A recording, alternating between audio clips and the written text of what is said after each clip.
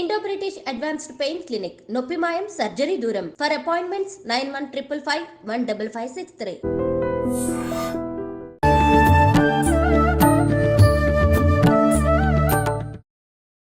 నమస్కారం, welcome to I dream. ధర్మ మార్గం విత్ విజిత కార్యక్రమానికి స్వాగతం. ప్రస్తుతం మనతో పాటు ఉన్నారు ప్రముఖ ఆధ్యాత్మికవేత్త సుభాష్ శర్మ గారు. ఇప్పుడు వారితో మాట్లాడి మనకున్న సందేహాలన్నింటినీ కూడా నివృత్తి చేసుకునే ప్రయత్నం చేద్దాం. నమస్కారం గురుగారు. శ్రీమాత్రే నమః. గురుగారు, 2024 అయిపోయింది, ఇంకా 2025లో అడుగు పెట్టబోతున్నాం. మనందరం కూడా ఉగాది పంచాంగాన్ని బట్టి సంవత్సరం మారింది అనుకుంటాం తప్ప ఎక్కువగా పాటించడము నెంబర్ మారగానే పాటించే వాళ్ళే చాలా మంది ఉంటారు. 25 రాగానే ఎలా ఉండబోతుంది ఇదే ఆలోచన. అయితే నేను కొన్ని వీడియోస్లో విన్నాను, 2024లో ఏదైతే పంచగ్రహ కూటమి అని చెప్పొచ్చిందో అలాగే 2025లో కూడా షష్టగ్రహ కూటమి అని చెప్పి రాబోతోంది అని చెప్పి, దాని పరిణామాలు ఎలా ఉండబోతున్నాయి, అంటే అంత రాబోయే కాలం అంతా మంచిగా ఉండబోతుందా, దానివల్ల ఏదైనా ఇబ్బందులు తలెత్తే అవకాశం ఉందా, దాని గురించి తెలియజేయండి. తప్పకుండా తెలియజేస్తానమ్మా. ముందుగా ప్రేక్షకులందరికీ శ్రీమాత్రే నమః, శ్రీ గురుభ్యో నమః. జ్ఞానినాంనపి చేతాంసి దేవి భగవతి హిసా బలాయ కృష్ణమోహాయ మహామాయ ప్రయశ్చతి. రాబోయేటటువంటి సంవత్సరం విశ్వవసు నామ సంవత్సరం. అయితే ఈ యొక్క సంవత్సరంలో అమావాస్య రోజున షష్టగ్రహ కూటమి ఏర్పడబోతుంది.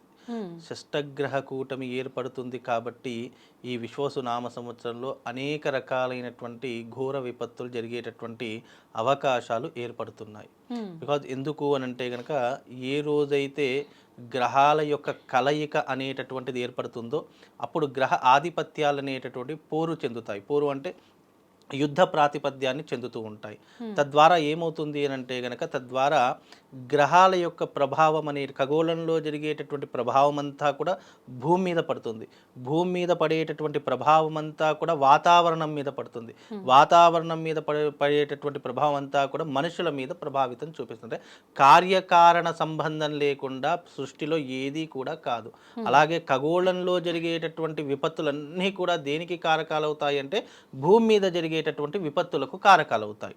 తద్వారా కూడా మనకు ఈ యొక్క షష్టగ్రహ కూటమి అనేటటువంటిది కూడా 6 గ్రహాల యొక్క, మనకు ఉన్నటువంటివి 9 గ్రహాలు, అందులో 2 ఛాయాగ్రహాలు, అందులో మిగతా 7 గ్రహాలలో 6 గ్రహాలు ఒకే స్థానంలో అంటే మీన రాశిలో సంచరించడం కారణం చేత రాబోయేటటువంటి ఈ 2025 సంవత్సరం అనేటటువంటిది అనేక ప్రమాదాలకు దారితీస్తుంది. అంటే ప్రమాదాలంటే రాజకీయాలలో విపత్తులు చెలరేగుతూ ఉంటాయి, అలాగే సినిమా ఇండస్ట్రీలో విపత్తులు చెలరేగుతాయి, అలాగే మనుషుల మధ్య క్రోధము, ఆవేశము ఇవన్నీ కూడా పెరిగిపోతాయి. డబ్బు కోసం ఎలాంటి పనికైనా చేయడానికి వెనకాడనటువంటి మనుషులు పెరిగిపోయేటటువంటి తత్వాలు ఏర్పడతాయి. అలాగే స్త్రీ పురుష తారతమ్య భేదాలన్నీ కూడా మర్చిపోయేటటువంటి విపత్తులు ఏర్పడతాయి. దైవభక్తి పూర్తిగా తగ్గిపోయేటటువంటి పరిణామాలు ఏర్పడతాయి. తద్వారా ఏమవుతుంది, లోకంలో చూడకూడనటువంటి సంఘటనలు, జరగకూడనటువంటి విపత్తులు, రోడ్డు ప్రమాదాలు, అగ్ని ప్రమాదాలు, జల ప్రమాదాలు ఇవి ఎక్కువగా జరిగేటటువంటి అవకాశాలు ఇప్పుడు 2025లో రాబోతున్నాయి. ముఖ్యంగా రాష్ట్ర రాజకీయ భవిష్యత్తులో అనేక పెను మార్పులు సంచరించేటటువంటి అవకాశం ఏర్పడుతూ ఉంటుంది. ప్రజలలో వ్యతిరేకత తీవ్రంగా ఏర్పడుతూ ఉంటుంది. రాస్తారోకులు, బందులు, ఇలాంటివి అలజడులు, ఇలాంటివి అనేక రకాలైనటువంటి ప్రమాదాలు 2025 సంవత్సరంలో జరిగేటటువంటి విపత్తులు ఈ షష్టగ్రహ కూటమి వల్ల ఏర్పడతాయి. అయ్యో, ఈ షష్టగ్రహ కూటం వల్ల ఇవెందుకు ఏర్పడతాయి అంటే, గ్రహాల యొక్క ప్రభావం అనేటటువంటిది ప్రతి ఒక్క జీవరాశి మీద ఏర్పడుతూ ఉంటుంది. మనకు గ్రహాల యొక్క ప్రభావం 6 గ్రహాలు ఏవి? సూర్యగ్రహము, శుక్రగ్రహము, రాహుగ్రహము, చంద్రగ్రహము, అలాగే శనిగ్రహము, బుధగ్రహము. ఈ 6 గ్రహాలు కూడా మీనరాశిలో వ్యయస్థానంలో సంచరిస్తున్నాయి. వ్యయస్థానంలో సంచరించడం వల్ల, అలాగే శని కూడా మార్పు చెందడం వల్ల, శని దేనికి కారకుడు? యుద్ధకారకుడు. మనుషుల మీద కోపము, ఆవేశము, తీవ్రమైనటువంటి ఒత్తిడిని ఏర్పరిచేటటువంటి వాడు కాబట్టి, యుద్ధ వాతావరణాన్ని కోరుకునేటటువంటి వాడు శని భగవానుడు కాబట్టి, అలాగే శని మార్పు చెందుతున్నాడు కాబట్టి ఇలాంటి ప్రమాదాలు జరుగుతున్నాయి. అలాగే బుధుడు బుద్ధికారకుడు. బుద్ధి కుశలత పూర్తిగా తగ్గిపోయేటటువంటి అవకాశము, విచక్షణ జ్ఞానం కోల్పోయేటటువంటి అవకాశము, తారతమ్య భేదాలు, స్త్రీ పురుషుల మధ్య తారతమ్య భేదాలు, అలాగే ఈ రిలేషన్షిప్ భేదాలు ఇవన్నీ కూడా మర్చిపోయి కంటికి కన్ను మిన్ను కానక ప్రవర్తించేటటువంటి అవకాశాలు ఎక్కువగా జరిగిపోతాయి. అలాగే శుక్రుడు దేనికి కారకుడు అంటే కలత్ర కారకుడు.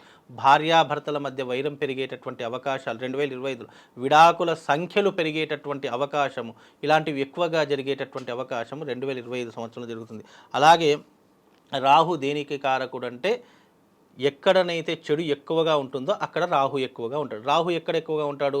మద్యము లాంటి షాపులలో, అంటే మద్యము ఎక్కువగా ఎక్కడైతే అమ్ముతున్నారో అలాంటి ప్రదేశాల్లో ఎక్కువగా ఉంటాడు. మత్తు పదార్థాలలో ఎక్కువగా ఉంటాడు. అలాగే ఎక్కడ గొడవలు అధికంగా జరుగుతున్నాయో అక్కడ రాహు అనేటటువంటి ప్రభావం ఎక్కువగా ఉంటుంది. అంటే ఈ మధ్య 2025లో ఈ యొక్క తాగేటటువంటి వారి సంఖ్య విపరీతంగా పెరిగిపోతూ ఉంటుంది. గొడవలు విపరీతంగా జరుగుతాయి. అంటే మత్తు పదార్థాల యొక్క సంఖ్య విపరీతంగా పెరిగిపోతుంది. రాబోయేటటువంటి 2025 సంవత్సరంలో మత్తు పదార్థాలు, మత్తు పానీయాలు, అలాగే ఈ మత్తుకు సంబంధించి అనేక రకాలైనటువంటి పదార్థాలు ఉంటాయి. అవన్నీ కూడా విస్తృతంగా అమ్ముడుపోయేటటువంటి అవకాశాలు 2025 సంవత్సరంలో ఏర్పడిపోతుంది. కనుక దాని గురించి పోలీసులు అప్రమత్తంగా ఉండేసి కఠిన చర్యలు తీసుకుంటే కొంతవరకు తగ్గేటటువంటి అవకాశం ఏర్పడుతూ ఉంటుంది. అలాగే చంద్రుడు మనస్సుకి కారకుడు. ప్రేమ వివాహాలు విపరీతంగా జరుగుతాయి. పెద్దల్ని పట్టించుకోరు. వాళ్లకు ఏది నచ్చింది అంటే యువత ఉంటుంది కదా, ఆ యువతకు ఏది నచ్చితే అదే చేస్తూ ఉంటారు తప్ప పెద్దలు చెప్పినటువంటి మాటలు కానివ్వండి, అలాగే పెద్దవాళ్ళ యొక్క సలహాలు కానీ ఏమీ పాటించారు. అంటే మధ్యబుద్ధి, అన్ని ఫెయిల్యూర్, అవన్నీ కూడా చెడుకి అంటే నాశనానికి దారి తీసేటటువంటి సంఘటనలే జరుగుతాయి. అంటే ఇప్పుడు ఈ యూత్ అంతా ఎలా ఉంది, పిల్లల యొక్క వ్యవహారం ఎలా ఉందంటే అప్పటికప్పుడు నాకు ఏం కావాలి అది జరిగితే చాలు అనుకునేటట్టు ధోరణి ఉంటారు. తరువాత పరిణామాలు అనేటటువంటి ఎవరి చేతిలో ఉండవు. తొందరపాటు నిర్ణయాలే అని చెప్పుకోవచ్చు. అలాగే బుధుడు గురించి తెలుసుకున్నాం, శని యొక్క ప్రవర్తన తెలుసుకున్నాం, రాహు యొక్క అంటే వాళ్ళ యొక్క ప్రవర్తన తీరు మనుషుల మీద ఈ రకంగా ఏర్పడేటటువంటి అవకాశాలు ఏర్పడుతుంది. అంటే రాష్ట్ర రాజకీయాలలో మార్పు వస్తుంది. సినిమా రంగంలో అయితే మరీ ఘోరంగా మార్పు వచ్చేటటువంటి అవకాశాలు ఉంటాయి. అలాగే సెలబ్రిటీల మధ్య వైరం ఏర్పడేటటువంటి అవకాశాలు ఉంటాయి.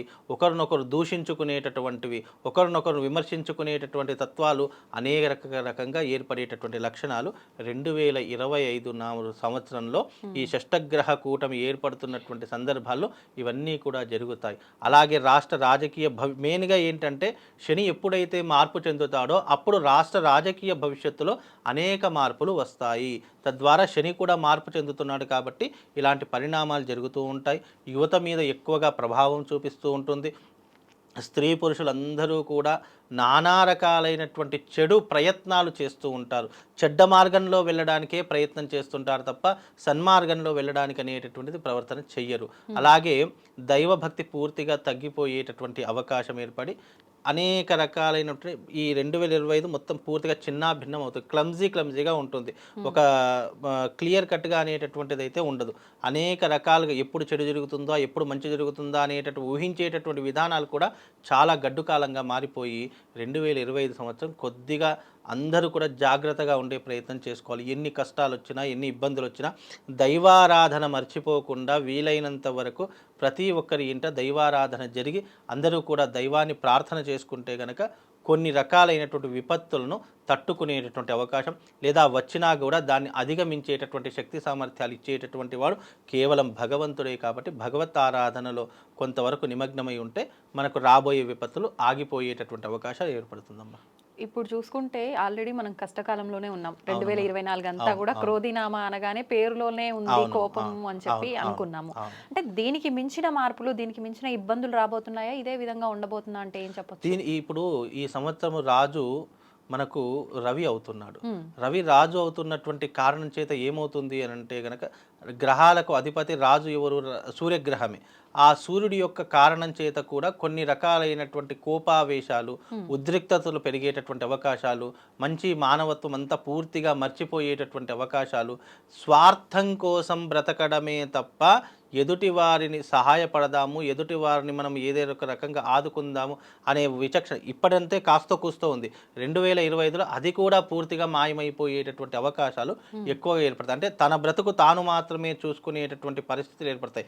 పక్కనున్నవాడా, ఎదురింటి వాడా, వాళ్ళు ఏమైపోయినా పర్వాలేదు, మన కుటుంబం బాగుందా, మనం బాగున్నామా, మనకు ఆర్థిక పరిస్థితి బాగుందా అనేటటువంటిది మాత్రమే ఆలోచిస్తారు తప్ప పక్కనున్న వాడి కోసం ఎప్పుడూ కూడా ఆలోచించేటటువంటి ధోరణి మర్చిపోయేటటువంటి అవకాశాలు 2025 నాటికి ఏర్పడుతూ ఉంటాయి. ఇప్పుడు మనకు కరోనా వైరస్ లాంటి వైరస్ కూడా ఏదో రాబోతుంది అని చెప్పి, యుగాంతం అని చెప్పి, రకరకాల మీరు ఇందాక చెప్పినట్టు జల ప్రళయాలు, అగ్ని ప్రళయాలు అన్నారు కదా, అవి కూడా పెద్ద ఎత్తున జరిగి జన నష్టము, ఆస్తి నష్టం జరుగుతుందని చెప్పి అంటున్నారు. అది నిజమే అంటారా? అయితే ఇక్కడ యుగాంతము అనేటటువంటిది కాదు కానమ్మా, ఏంటంటే ఇక్కడ జల ప్రమాదాలు జరిగేటటువంటి సూచనలు ఉంటాయి. అంటే దానివల్ల ఏమవుతుంది, ప్రాణ నష్టం జరిగేటటువంటి అవకాశం, ఆస్తి నష్టం జరిగేటటువంటి అవకాశం, అది కొద్ది ప్రాంతాలలో మాత్రమే అది పరిమితం అవుతుంది తప్ప, యుగాంతం అంటే ఏంటి, పూర్తిగా ఈ యొక్క భూగోళం అంతా కూడా ప్రళయం వచ్చి మునిగిపోవడము, ఇక ఈ భూమి మీద ఏ జీవరాశి లేకుండా ఉండడాన్ని యుగాంతము అంటాం. అంటే ఈ యుగము అంతమైపోయింది అని అర్థము. యుగాంతం అనేటటువంటిది ఇప్పుడున్న ప్రస్తుత కాలంలో మనకు లేదు. అవి చెప్పినా కూడా ఎవరు నమ్మకండి. యుగాంతం అనేటటువంటిది రావాలి అని అంటే గనక కలియుగంలో ఇంకా ఎన్నో రకాలైనటువంటి యుగాలు దాటుకొని వెళితే తప్ప యుగాంతం అనేటటువంటిది మనకు ఇప్పట్లో లేదు. ఈ తమ్మేలు పెట్టడం కానీ, లేదు అంటే ఎవరో ఏదో చెప్తున్నారని చెప్పడం కానీ, అవన్నీ కూడా అవాస్తవమైన సంఘటనలు. కాకపోతే ఏంటంటే ప్రమాదాలు, విపత్తులు జరిగేటటువంటి సంఘటనలు అయితే ఉన్నాయి తప్ప యుగాంతం అయితే జరిగేటటువంటి అవకాశం ఇప్పట్లో అయితే లేదు, అది రాదు కూడా. ఇప్పుడు లోక కళ్యాణం కోసం పెద్ద పెద్ద యాగాలు, హోమాలు అని ఇలాంటివన్నీ పెద్దవాళ్ళంతా చేస్తున్నారు, చేపిస్తున్నారు అని అంటుంటారు కదా గురుగారు. అలాంటి చేయటం వల్ల ఇటువంటి పెను ప్రమాదాల నుంచి, ఇబ్బందుల నుంచి వచ్చిన తర్వాత తట్టుకోవడం కాదు, రాకముందే చేస్తే రాకుండా ఉండే అవకాశం ఉంటుందా? చాలా మంచి ప్రశ్నమ్మా. నిజంగా ఆ పూర్వకాలంలో రాజులు ఏం చేసేవారంటే, ఏదైనా విపత్తు జరుగుతుంది అనుకున్నప్పుడు జ్యోతిష్యులను సంప్రదించి లోక కళ్యాణం కోసము వాళ్ళు పెద్ద పెద్ద యాగాలు, అశ్వమేధ యాగం అని చెప్పేసి, విశ్వ కళ్యాణ యాగం అని చెప్పేసి, ఇలా ఎన్నో రకాలైనటువంటి యాగాలు చేసేటటువంటి ధోరణి అప్పట్లో ఉండేది. ఇప్పుడు యాగాలు ఎవరు చేస్తున్నారు? యాగాలు చేద్దామన్నా కూడా దానికి కనీసం ప్రోత్సాహం చేయకుండా నిరాశనే పెడుతున్నారు తప్ప ఎవరు కూడా దాని గురించి నిజంగా యాగాల ద్వారా, హోమాల ద్వారా, దైవిక ఆరాధనల ద్వారా విపత్తులు కాదు, రాబోయే ప్రళయాన్ని కూడా ఆపేటటువంటి శక్తి ఒక్క యాగానికే ఉంది అని సనాతన ధర్మం మనకిప్పుడు కాదు, కొన్ని వేల సంవత్సరాలకి నాటి నుండే చెప్తూ వస్తుంది. కానీ యాగం చేద్దాము, హోమం చేద్దాము అంటే అవి చేస్తే మనకేమొస్తుందిలే అనేటటువంటి విధానంలో కొట్టిపారేస్తున్నారు చాలామంది. కానీ యాగం ద్వారా, హోమం ద్వారా, మనం ఒక అగ్ని ప్రతిష్ఠ చేయడం ద్వారా రాబోయేటటువంటి విపత్తులు ఎలా వస్తాయి? దైవిక సహకారంతోనే వస్తాయి. దైవం అనేటటువంటి వాడు కన్నెర్ర చేసినప్పుడే ఇలాంటి విపత్తులు, ఘోర ప్రళయాలు వస్తూ ఉంటాయి. అలాంటి దైవాన్ని మనం నిరంతరం ఆరాధన చేసుకుంటూ వస్తే ఆయన సంతోషించి రాబోయే ప్రళయాన్ని ఆయనే ఆపేటటువంటి శక్తి సామర్థ్యాలు మానవ విశ్వ కళ్యాణానికి జరుగుతాయి. కాబట్టి ఎప్పుడైనా సరే మనకు విపత్తులు జరుగుతున్నాయి అని అన్నప్పుడు మనం తప్పకుండా, అప్పట్లో రాజులు ఉండేవాడు, ఇప్పుడు రాజులు ఎవరు ఉన్నారు? ఈ మంత్రులు, ముఖ్యమంత్రులు, రాష్ట్రపతులు, ఉపరాష్ట్రపతులు వీళ్ళే ఉన్నారు. కాబట్టి వాళ్ళ ఆధ్వర్యంలో విశ్వ కళ్యాణం కోసం యాగం జరిగితే గనక రాబోయే ప్రమాదాలు ఆపవచ్చు. రాబోయేటటువంటి విపత్తులు మనం ఆపడం కాదు, ఈ నేచరే ఆపేస్తూ ఉంటుంది. కాబట్టి నేచర్ని నువ్వు ఎప్పుడైతే సపోర్ట్ చేయడం ప్రారంభం చేస్తావో, ఎప్పుడైతే ఒక యాగం ద్వారా మేఘం, ఆ పొగంతా కూడా మేఘంలో వెళ్ళిపోయి మేఘం కురిసి మనకు వాన చినుకుల్లా పడుతూ ఉంటాయి. అంటే అప్పట్లో ఏంటి అంటే ఈ యాగం చేయడం ద్వారా వరుణ యాగం చేసేవారు. ఎందుకు? అదంతా కూడా వాతావరణంలో కానీ, ప్రకృతిలో కానీ అనేకమై మనకు వర్షపాతాన్ని కురిపించేటటువంటివి. అలాగే యాగం చేయడం ద్వారా మనకు రాబోయే విపత్తులు 100% ఆగిపోతాయి. కాబట్టి ఇవి చేసేటటువంటి వారు ముందుకు వచ్చేసి విశ్వ కళ్యాణం కోసం ఇలాంటివి చేయడం ద్వారా నిజంగా జలప్రళయాలు కానివ్వండి, ఇలాంటి గ్రహకూటములు ఏర్పడినప్పుడు మనకు రాబోయే విపత్తులు ఆగిపోయేటటువంటి అవకాశం ఉంటుంది. కాబట్టి ఎవరికి వారు చేసుకుంటే చాలా మంచిది. ఎందుకంటే నీ కోసం నేను చేయను, నా కోసం మీరు చేయరు. కాబట్టి విశ్వ కళ్యాణం కోసం ఎవరిది వాళ్ళు యాగం చేసుకోవడము, ఎవరిది వాళ్ళు తమ ఇంటి భాగంలో కానీ దేవాలయంలోకి వెళ్ళి ఈ లోకం బాగుండాలి, లోక కళ్యాణం జరగాలి అని అందరూ కూడా యాగం చేయడం ద్వారా మనకు మంచి జరిగేటటువంటి అవకాశం 100% ఉంటుందమ్మా. ధన్యవాదాలు గురుగారు. శ్రీమా.